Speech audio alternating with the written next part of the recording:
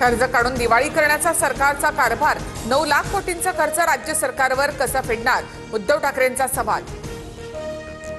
50 लाख कोटींपेक्षा अधिकच्या जीडीपी मध्ये 9 लाख कोटींचा कर्ज असल्यास सेफ झोन मध्ये विकास प्रकल्पांसाठी कर्ज काढणार, भाजप प्रवक्ते विश्वास पाठक यांच्याकडून स्पष्ट।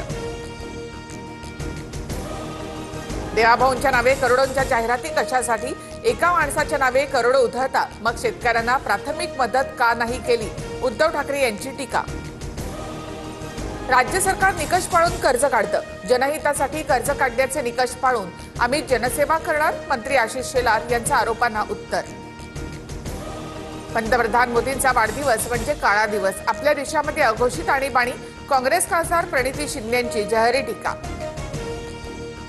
पंतप्रधान मोदींचा वाढदिवस सुवर्ण दिवस, लोकशाहीच्या गौरवाचा दिवस, काळवंडलेली कारकीर्द काँग्रेसची, काळवंडलेलं नेतृत्व राहुल गांधींचं, भाजपच्या नवनाथ बन यांचा प्रणिती शिंदेंवर पलटवार।